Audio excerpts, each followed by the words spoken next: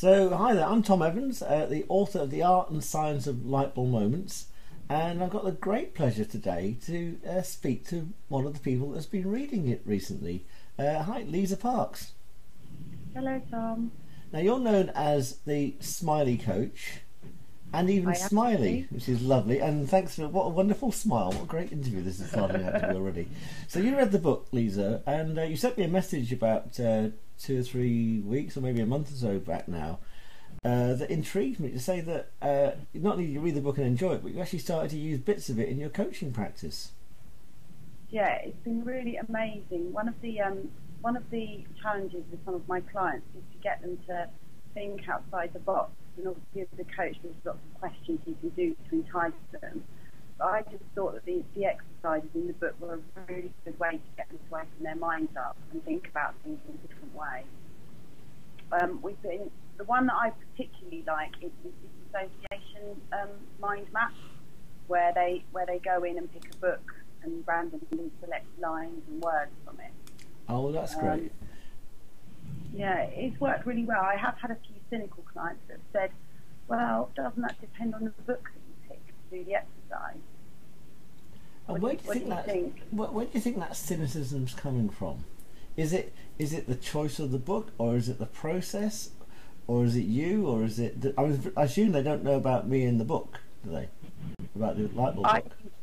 I think it's not trusting. Yeah.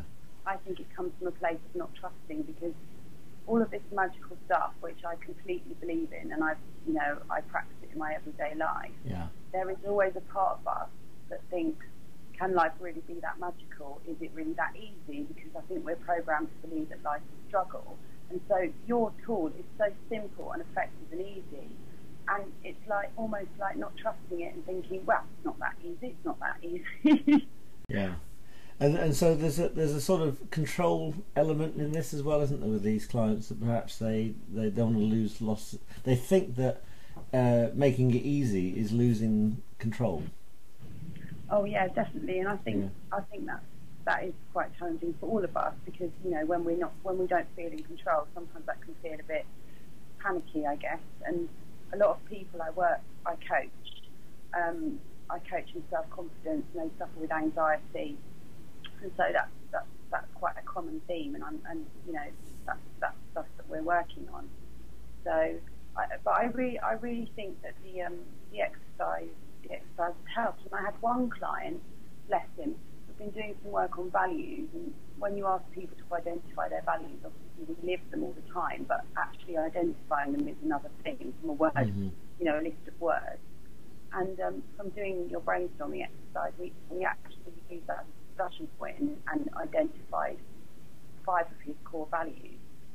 So that was amazing. Wow. So it's really nice to see clients understanding themselves and having a bigger self-awareness and watching them go on to succeed in what they want to achieve. So I would highly recommend using the mind maps. And I noticed this morning, I didn't notice it before, that you can actually download templates from your website. That's right, yeah. And we won't use too much of this interview upon the actual technique itself, because it's in the book. And when people buy the book, they can download the templates free. There's a code word in the chapter 17 of the book. But basically, it's a word association game with a mind map, and all explained very nice. I've put a link at the bottom of this video so people can get hold of those things as well. Yeah. In fact, all the mind maps in the book are available as a free download. Yeah, I think that's a great idea, because we've just done it on a scrap of paper, using the book as a guide. So I think that might help with the element of trusting, making it more efficient, I guess. I like pen and paper, because it frees the mind up very nicely. So, but if someone it might help if someone had the template in front of them, and then that might give them a sense that there's some degree of control in all of this, even if it's just a printed template, which is blank. I agree. The other thing I wanted to talk to you about was the Ordering Your Dreams chapter, which I found fascinating. And again, I had that part of me that said, is this really true? Does it really work? And I'd like to incorporate that with my clients, because I'm always teaching people, or waxing lyrical about what you focus your attention on grows. Mm-hmm. So fill your mind up with really positive stuff and fill it with your goals. A bit like having a manifestation board. This whole ordering your dreams thing could be an exercise I could tap into and use with my clients as well. Yeah. And you can do it also in client sessions, so you can take them into a dreamlike state within the client session itself and give them the experience of what comes in kind of, pseudo randomly can then seed, in fact you can seed another mind map indeed. And that's quite a good way of, I do that quite a lot with clients when they don't know what to write, and so we just get them into this sort of mindless dreamlike state, which is like daydreaming when you're awake, of course. And then whatever word comes up or whatever thought or vision comes up in the dream, I get them to describe it to me, and then they say, well, use that as the opening line for your next chapter, and they just get off and write and don't stop. It's brilliant. That's brilliant. I have done some visualisation with clients, and they've never done it before, and I think people are surprised at how powerful it can be. Absolutely, yeah. And again, it's just taking our conscious mind out of the way, and that controlling mind that sometimes drives us down the wrong direction. I know that the places that you can go to in your mind are amazing. Because another thing that I'm quite interested in, obviously to help with the anxiety that some of my clients face, we look at meditation. Yeah. And so, focusing on your breath, and so all of this stuff is all quite interlinked and very relevant to what I do. Well, the other thing I wanted to ask you about actually is why the smiley? Because obviously it's lovely. It's a lovely moniker to have. So when did you pick up the Smiley Coach as your name? It was actually in a very random moment. There you go.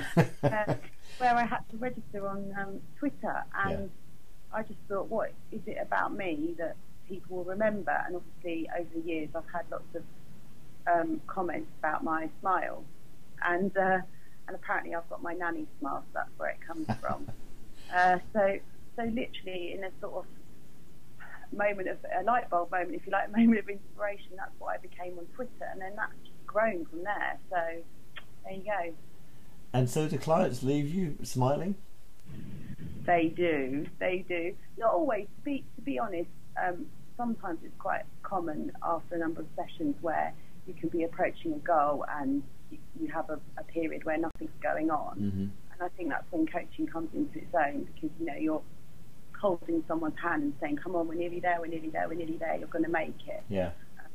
So most weeks they do, and then obviously there's that lull in between, and then there's a big crescendo, and then it's like, yay, we've done it, and then they are smiling. Wonderful. And what sort of people are you helping most?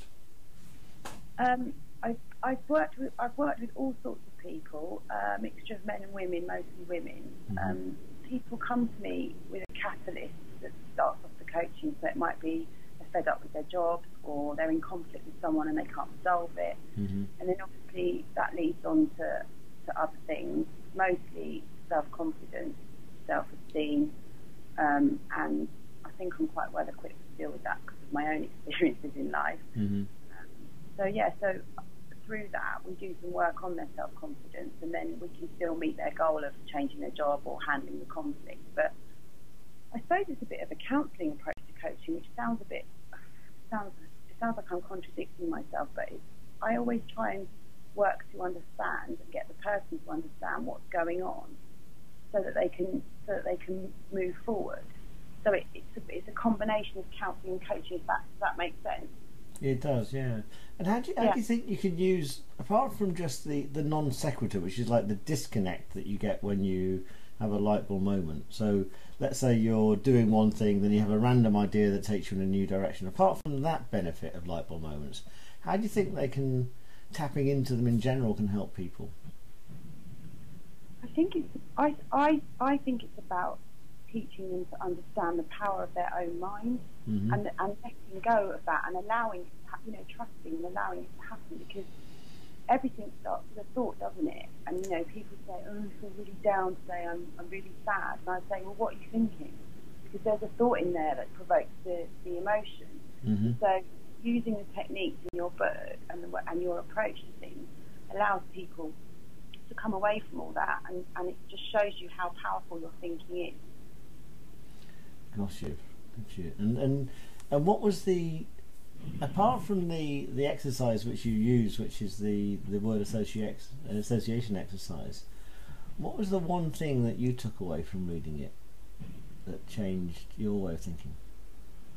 Well, it just shows me, it did actually stop my cynical part of me, my controlling part, because it just showed me that it's easy to do it, first of all. It's not because in my mind I'm thinking, oh, it's meditation, or I've got to train my mind to be in a certain way, or I'm not in the right place to do it, or it's going to take hard work. But actually, because it's so easy the way that you present it in the book, you can just integrate it into what you do every day, and it you know, it just becomes part of what you are, and it's not this big job that I anticipated in my mind. Fantastic, wonderful.